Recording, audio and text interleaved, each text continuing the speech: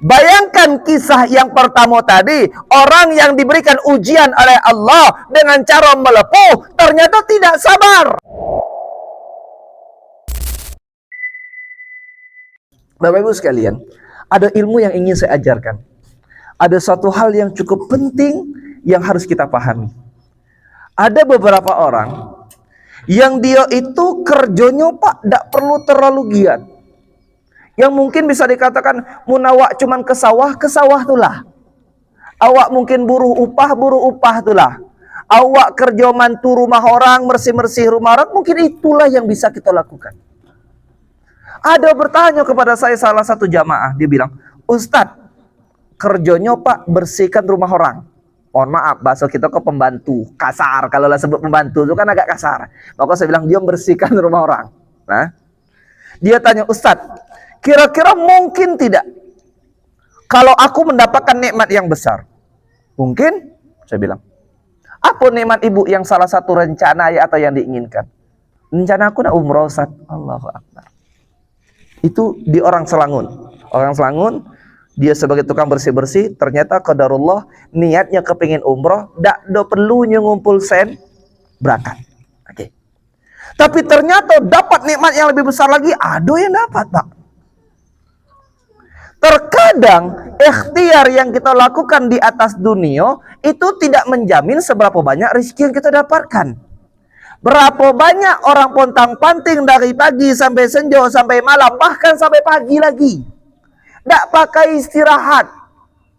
Perasaan hidupnya macam itulah. Berubah idah, utang tambah banyak. Utang rokok, utang beras, utang minyak, utang gula. Ngapa? Gaji tidak tentu gaji. Gawe siang malam. Ada orang yang dia kerjanya biasa baik, ternyata Allah berikan rezeki yang berlimpah. Bahkan ada orang yang cuma menjalani rutinitasnya. Aku cuma bolak-balik masjid lah lagi kayak Allah. Enak bekerja dan biamat dah do. Mana kemakan dibagi anak lah. Itu yang bisa aku makan, dapat makan, alhamdulillah. Yang penting aku ya Allah, asal aku nak mati, kelak aku kepingin mati yang elok. Terkadang ikhtiarnya cuman bolak-balik masuk masjid. Di sini yang ingin saya ajarkan dengan dua kisah yang terjadi hari ini di negara kita, di wilayah kita Indonesia Raya. Kok ada dua kisah?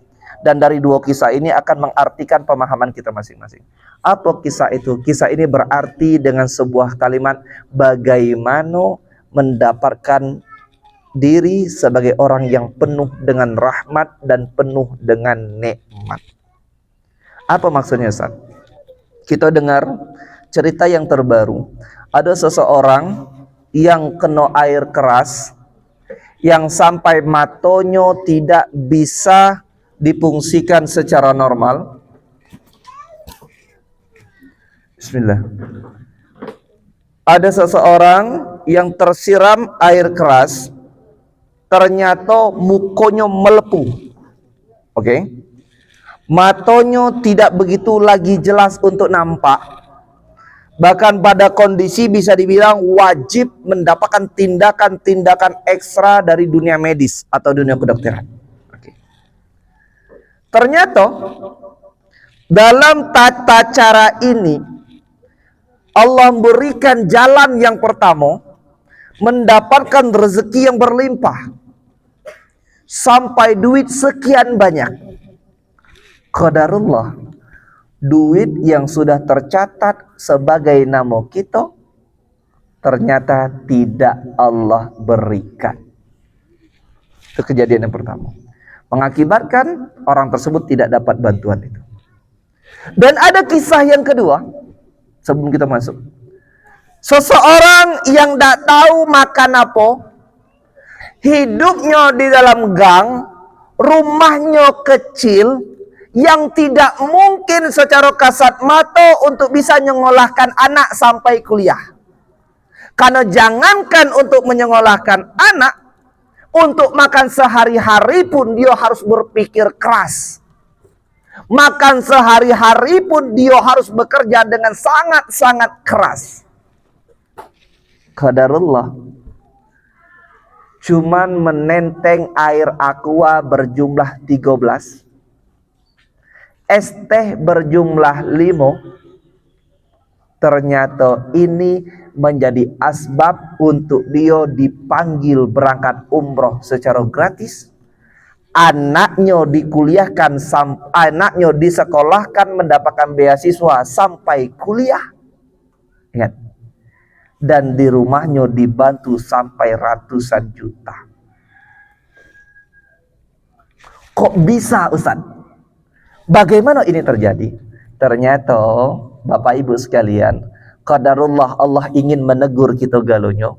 Pada Quran surah ke-13 ayat ke-5, itu adalah Quran surah Al-Qalam ayat ke-5 yang menggunakan kalimat disampaikan oleh Allah Azza wa Jal di dalam Al-Quran kepada Nabi Allah Muhammad SAW dengan ungkapan wa innaka la'ala khuluqin azim. Kamu, kata Allah, kamu hidup di atas dunia kok bukan yang kamu cari kayu, bukan.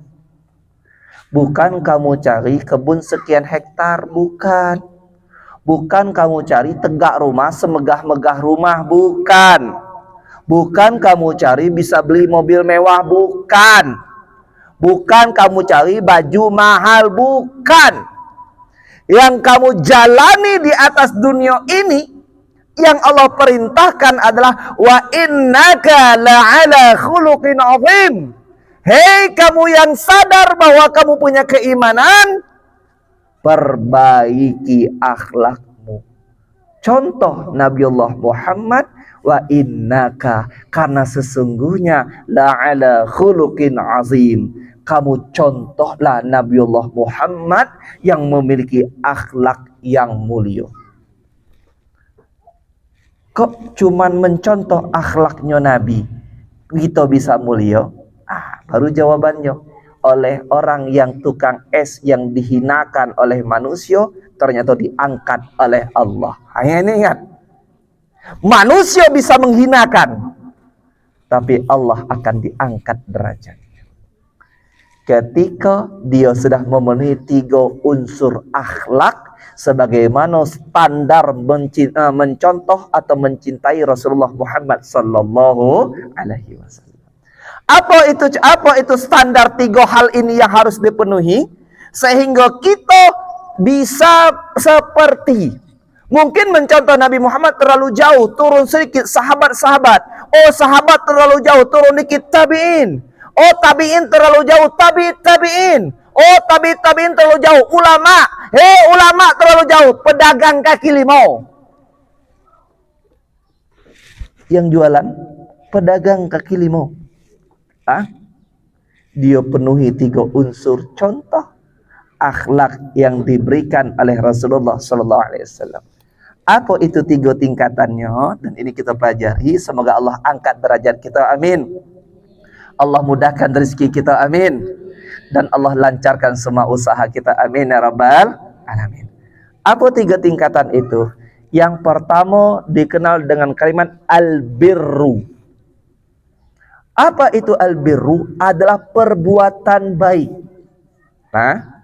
Awak berbuat baik bukan dengan beradik awak. Awak berbuat baik bukan dengan kelompok awak. Kenapa tidak rahmat hidayat dia cari orang sekitar si kowe? Kenapa sampai orang mau rendung? Betul, Bu? Kenapa tidak cari sampai orang? Oh, mohon maaf, banyak rumah kok 25 kok kurang. Betul? Tapi yang dia ingin berbuat baik, mencontoh Rasulullah, al-birru, berbuat baik tanpa pandang kelompok, tanpa pandang keluarga, tanpa pandang agama, tanpa pandang wilayah, kepada siapapun berbuat baik. Nak tua awak berbuat baik, nak muda awak berbuat baik. Lah, nak Islamnya awak tetap berbuat baik, non Islamnya kita tetap berbuat baik, berbuat baiklah. Jangan pakai pilih kasih. Bukan beradik awak, Ustaz, tak ada urusan. Wah, Ustaz bukan orang dusun kita, tak ada urusan. Urusan berbuat baik kepada siapapun. Itu yang pertama. Berbuat baiklah kepada siapapun menjadi dasar utama untuk berakhlakul karimah. Jadi bukan kepada orang-orang tertentu. Setelah kita bisa berbuat baik, Bapak Ibu sekalian, maka kita harus mencakupi unsur yang kedua dalam akhlakul karimah. Apa itu unsur yang kedua? Unsur yang kedua dikenal dengan kalimat bersabar. Apapun kondisi kita hari kau, oh ya Allah, hari ini aku sebagai penerima ya Allah, mudahkan rezeki aku ya Allah. Kalau sedekah aku nak juga sedekah ya Allah. Bersabar dengan kondisi kita. Bapak Ibu mau tahu kenapa orang tadi yang jualan itu ternyata diangkat oleh Allah? Dia sudah berbuat baik, dia jualan, tidak pandang segala macam, tidak ada yang nganggu orang, tidak. Dia cuma ingin mendengarkan ceramah, cuma ingin mendengarkan kajian. Nganggu ustadz yang ngaji, tidak. Naik ke atas panggung, tidak. Tetapi di situ Allah ingin melihat, Allah uji dia, Allah buktikan keimanan dia dengan cara ketika kalimat yang tidak pantas sampai kepada dirinya, dia masuk kepada kategori yang kedua, apakah dia sabar atau tidak? Karena janji Allah, wasta'inu bisabri wassalah. Apapun yang sedang terjadi pada dirimu, seberapa kencang hantaman kepada dirimu, rem dulu. Wasta'inu bisabri. Minta tolong dengan cara sabar. Bayangkan, dua kisah tadi saya ulangi. Bayangkan kisah yang pertama tadi, orang yang diberikan ujian oleh Allah dengan cara melepuh, ternyata tidak sabar. Sibuk konferensi pers ini, sibuk bercerita dengan orang ini, sibuk cari pengaduan di sini, sibuk minta tolong pengacara ini. Ujung-ujungnya, duit sekian M tidak jadi untuk dia. Gara-gara apa? Tidak sabar. Coba dia diam. Coba dia tenang, ya Allah, kalau memang ini rezeki aku, akan bantu kepadaku. Tidak perlu kita meraung-meraung, tidak perlu. Bayangkan kejadian yang kedua, orang yang jualan tadi tidak bercerita kepada siapapun, biarkan orang lain yang memviralkan, dan Allah yang menolongnya, balik dari jualan itu. Allahu Akbar. Tidak ada dia cari kamera, Pak. Wah, saya terzolimi. Enggak. Balik ke rumah dia tenang, baik. Apapun terjadi, biar urusan Allah. Datang bertubi-tubi orang ke rumahnya, yang satu memberikan umroh gratis, yang satu memberikan beasiswa, yang satu memberikan sumbangan, yang satu lagi kanolah malu datang meminta maaf ke rumahnya. Sabarnya, sabar. Tapi kalau dari kita kini, apa yang terjadi? Ketika ada kejadian, wah mulai lebih positif. Oh ya Allah, aku kok kini macam kok, tidak payah.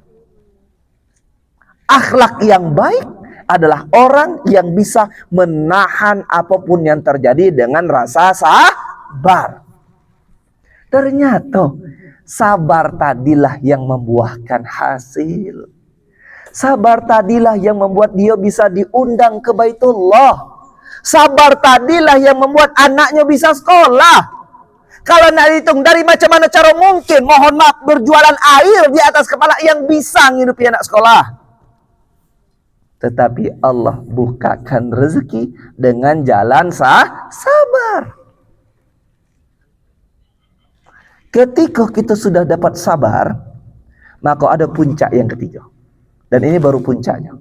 Apa itu? Bagi orang-orang yang pertama, dia sudah berbuat baik. Yang kedua, dia ternyata bisa menahan apapun yang terjadi kepada dirinya, fitnahkah terjadi kepada dirinya, hinakan terjadi pada dirinya, banyak cerita-cerita terjadi pada dirinya. Tapi dia harus sampai ke posisi yang ketiga, yakni dikenal dengan kalimat menahan diri untuk tidak membalas. Maksudnya Ustaz, wah, akulah cukup sabar. Tapi sabar kok ada batas. Nah, ini masalahnya. Ketika kita sudah anggap ada satu batasan, berarti kita tidak sampai pada titik yang ketiga. Dengan sampai pada titik ketiga inilah, orang yang dianggap hina tadi, orang yang dianggap cuma pedagang keliling, tetapi Allah muliakan, bahkan orang berbondong-bondong datang ke rumahnya. Bisa dia membalas? Bisa. Kalau dia ngamuk tinggal dilempar botol aquatu ke atas pentas. Bisa. Tetapi dia sudah sabar menerima ujian tadi, dan dia tahan dirinya untuk tidak berbuat aniaya, melakukan hal yang sama. Maka Bapak Ibu sekalian yang saya muliakan, dari pembelajaran singkat ini ada satu hadis baginda Rasul Muhammad SAW yang ingin saya sampaikan adalah Rasulullah Muhammad SAW itu menggaransi atau mengatakan kepada umatnya, kamu udah usah gaduh. Ada 3 tingkatan surga yang akan digaransikan oleh Rasulullah SAW kepada 3 golongan dari umatnya. Apa itu? Hadis ini disampaikan oleh Imam Abu Daud menggunakan kalimat ana za'imun di baitin fi rabadil jannah liman tarakal mira'a wa in kana muhiqqan. Aku, kata Rasulullah SAW, akan menggaransikan umatku untuk bisa masuk surga yang paling dasar. Oke, digaransi oleh Rasulullah kita masuk ke dalam surga yang paling dasar. Liman, kepada siapa? Yakni kepada orang-orang yang tarakal mira'a wa in kana muhiqqan, kepada orang-orang yang nyopegi bila ada perdebatan kusir yang tidak pakai sudah, bertengkar ini itu, walaupun dia benar, wa in kana muhiqqan, dia tidak meladeni cakap-cakap yang tak karuan pakai ujung. Paham Bu? Lah tahu berdebat, wah Rahman itu ternyata ada kepentingan ini, serah di kamu lah, aku nak pergi. Oh ini si Anu tuh dukung si ini, dukung ini, tak ada urusan, awak pergi. Walaupun kita tahu yang sebenarnya bahwa Rahmat tidak ada urusan, tetapi kita malas berdebat, tak penting, berdebat dengan hal yang tak ada ujungnya, kita pergi. Maka insya Allah kita termasuk orang yang digaransikan surga oleh Rasulullah. Amin ya Rabbal. Ada tingkatan surga yang kedua, dijamin oleh Rasulullah SAW dengan kalimat wa bi baitin fi wasatil jannah liman tarakal kaziba wa in kana maziha. Dan aku, kata Rasulullah, akan menjamin surga pada posisi pertengahan kepada siapa? Yakni tarakal kaziba wa in kana mazihan, kepada orang-orang yang besak otak. Bahasa kasarnya, duduk tak pakai sudah, ngota tak pakai ujung. Walaupun nyo cuma nak bergurau, walaupun nyo cuma nak ngelepas pusing. Itu termasuk. Kata Rasulullah, orang yang sudah banyak cerita itu akan menjadi pembohong. Dari 100 yang nyo bercakap, paling jauh benarnya cuma 50, kalau pula benar. Kalau sekiranya tak, jadi fitnah. Dan kita meninggalkan orang-orang yang seperti ini bukan berarti tidak nak berganti, tapi tidak nak buang-buang waktu kepada hal yang tidak bermanfaat. Ketika ini bisa kita lakukan, maka dijamin oleh Rasulullah menjadi orang yang naik derajatnya setingkat orang yang dijamin masuk surga tingkatan menengah. Dan tapi ada yang paling penting.